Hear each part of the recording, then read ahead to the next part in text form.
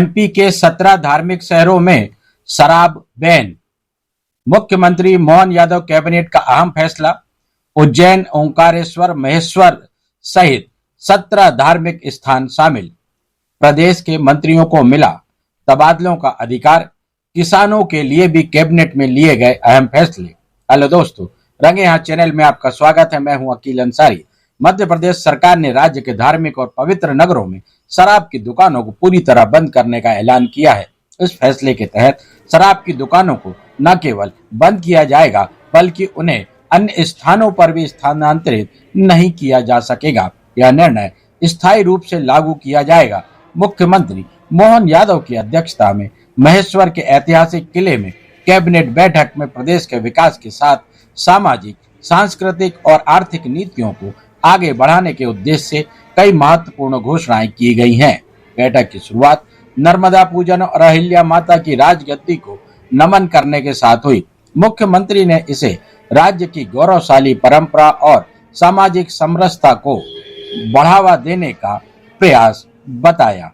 प्रदेश के जिन 17 धार्मिक स्थानों पर शराबबंदी का ऐलान किया गया है उनमें उज्जैन, अमरकंटक, महेश्वर, ओरछा, ओंकारेश्वर, मंडला, मुलताई, दतिया, जबलपुर, चित्रकूट, मैहर, सलकनपुर, मंडलेश्वर, मंदसौर, बरमान और पन्ना के नाम शामिल हैं। मोहन कैबिनेट में आज इसके अलावा भी कई अहम फैसले लिए गए। आइए आपको दिखाते हैं कि बैठक के बाद मुख्यमंत्री मोहन यादव ने कैबिनेट की ब्रीफिंग में किस तरह से क्या-क्या जानकारी दी। महेश्वर माँ अहिल्या की नगरी, उनके काल की राजधानी, हम सबका सौभाग्य है। उनके 300वें जन्म शताब्दी के अवसर पर हमने पूरे वर्ष, जैसे आपकी जानकारी है कि पहले दशहरे के अवसर पर भी शस्त्र पूजन का कार्यक्रम इसी महेश्वर और इंदौर में किया गया था। ये हमारी प्राचीन गौरवशाली अतीत की राजसत्ताओं के आदर्शों को पुनः नमन करने का ये उपक्रम है। उस भाव के आधार पर हमने आज कैबिनेट की है। मुझे इस बात की प्रसन्नता है कि हमारे मंत्रिमंडल के सभी माननीय मंत्रीगणों के साथ, माननीय उप मुख्यमंत्री गणों के साथ, और हमने जो निर्णय किए हैं वो भी माँ अहिल्या के उस शासनकाल को स्मृति में रखते हुए आज का दिन ऐतिहासिक बनाने का प्रयास किया गया है।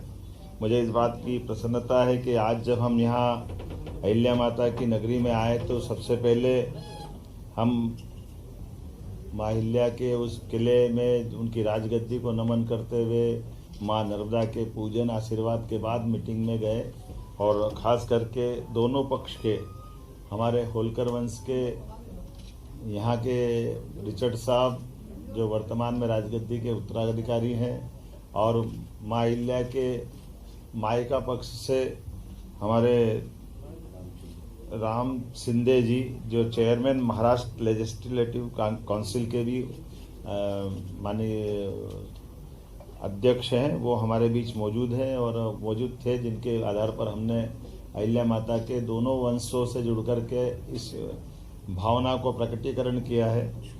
कुछ निर्णय आज हमने और अहिल्या माता को दृष्टिगत रखते हुए किए हैं। एक तो खास करके हमारी अपनी सामाजिक समरसता की भावना का जो अहिल्या माता का भाव रहा है, इसी आधार पर डॉक्टर भीमराव सामाजिक विज्ञान विश्वविद्यालय को 25 करोड़ राशि देकर के हमने हमारी जो अंबेडकर विश्वविद्यालय महू में है, इसका विधि संकाय को और अन्य आधारभूत संरचनाओं के लिए ये राशि देने की घोषणा की है, जिस आधार पर हमारा अंबेडकर विश्वविद्यालय और अच्छा हो। अंबेडकर जी का चूँकि शिक्षा में बड़ा योगदान है और आज हमने निर्णय किया कि लॉ में भी उनकी बड़ी भूमिका है, तो विधि संकाय के साथ उसको एक्सीलेंस, सेंटर ऑफ एक्सीलेंस के नाते से भी विकसित किया जाए, इस दिशा में हमने आज निर्णय किया है। कुछ निर्णय और भी किए हैं, जैसे एक निर्णय हमने किया है कि विशेष परिस्थितियों में माननीय मंत्रीगण भी ट्रांसफर कर सकेंगे। माँ अहिल्या की जब बात कर रहे हैं तो कल्याणी विवाह को भी प्रोत्साहन देने का निर्णय किया है।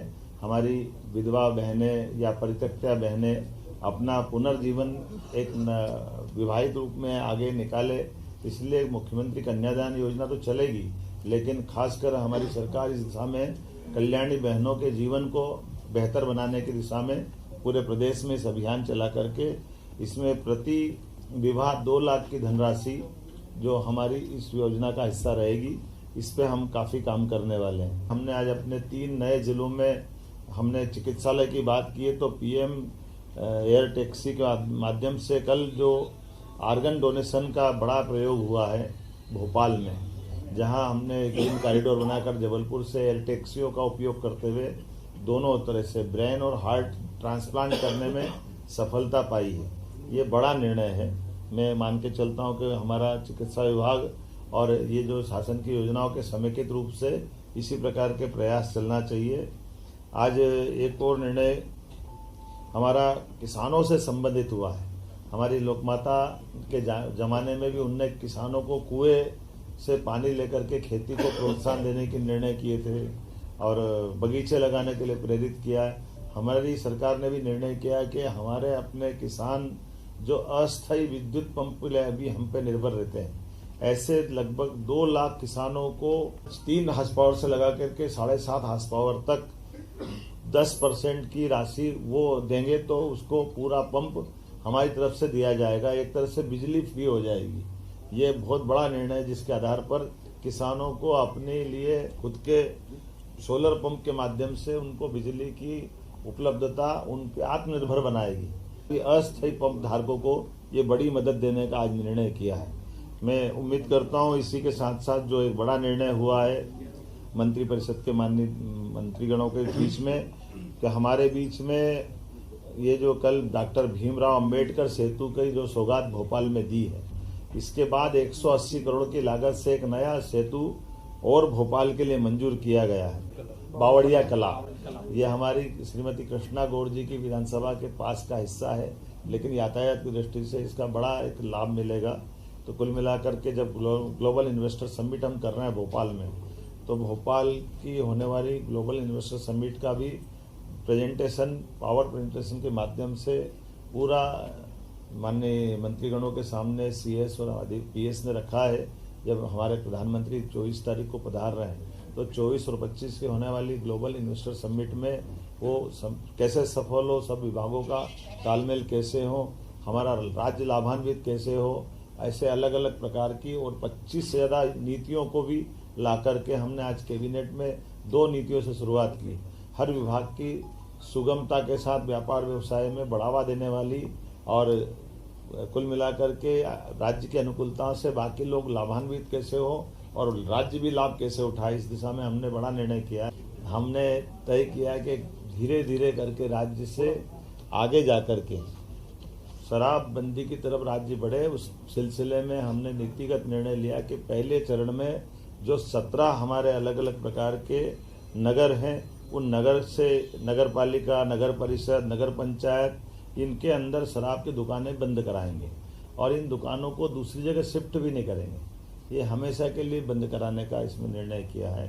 इसमें 17 धार्मिक नगरों में से 1 नगर निगम है, 6 नगर पालिका है, 6 नगर परिषद है, 6 ग्राम पंचायत है। और ये जैसे उज्जैन नगर निगम संपूर्णतः शराब की दुकानों से बंदी रहेगी। दतिया नगर पालिका, यहाँ भी यही पूरी शराब बंदी रहेगी। पन्ना ये भी नगर पालिका है, नगर पालिका क्षेत्र में शराब की दुकानें बंद रहेगी। मंडला नगर पालिका, मुल्ताई नगर पालिका, मंदसौर पशुपतिनाथ की नगरी, ये भी इसी प्रकार से इनके साथ बंद रहेगी। मैहर की माताजी का नगर पालिका क्षेत्र ये शराब की दुकान से प्रतिबंधित रहेगा।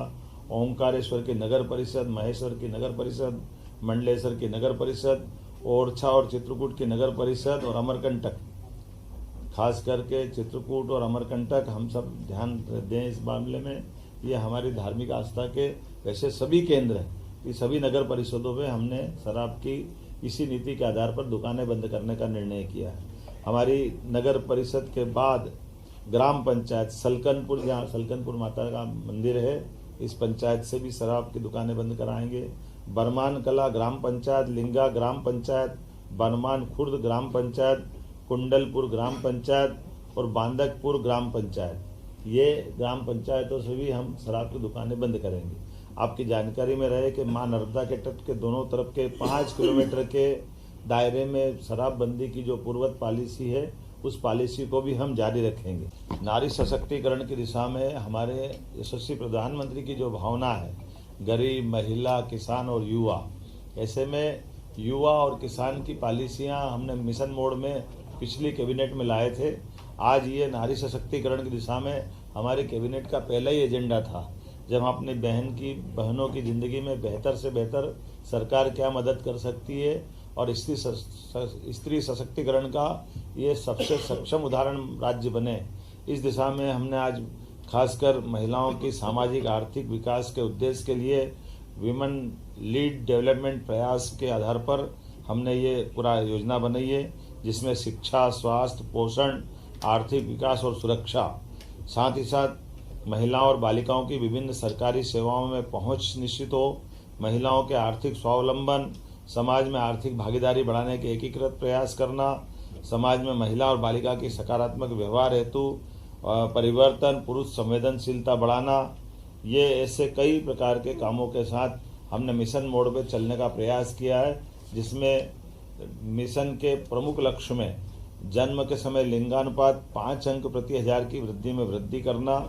बालिकाओं की 10 और उससे अधिक वर्षों की स्कूली शिक्षा में 5% की वृद्धि करना, मातृ मृत्यु दर में 10 अंकों की कमी लाना, महिलाओं के विरुद्ध अपराध में 5 अंक की कमी लाना, बाल विवाह में 5% की कमी लाना, महिला श्रम भागीदारी 3% की कमी लाना और मिशन के प्रमुख घटक में स्वास्थ्य और पोषण, शिक्षा और जीवन कौशल, आर्थिक स्वावलंबन, सुरक्षा और संरक्षण, संवाद से व्यवहार परिवर्तन इत्यादि कई प्रकार के ये मिशन मोड के प्रमुख घटक हैं। उम्मीद करेंगे नारी सशक्तिकरण की दिशा में यशस्वी प्रधानमंत्री श्रीमान नरेंद्र मोदी जी की भावना के अनुसार मध्य प्रदेश अपने बहनों की जिंदगी को बेहतर करने के लिए योग्य भूमिका निभाएगा। आज की खबर में बस इतना ही। अगली खबर लेकर शीघ्र हाजिर होंगे। तब तक देखते रहिए रंगे हाथ। हमारे चैनल को सब्सक्राइब कर लाइक और शेयर जरूर करें। धन्यवाद।